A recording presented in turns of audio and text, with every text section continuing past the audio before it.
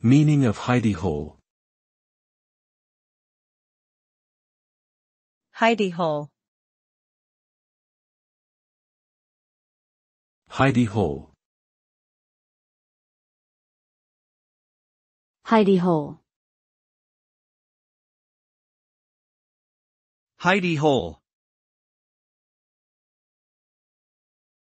Hidey-hole is a term used to refer to a small, secret, and secluded place where someone can hide or keep something hidden. It could be a tiny room, a closet, or even just a small space under a staircase.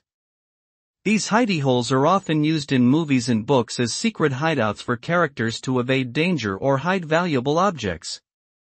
In real life, people may use hidden safes or secret compartments in furniture as their own personal hidey-holes. Overall, a hidey-hole is a discreet and secure location designed to protect people or items from detection or harm.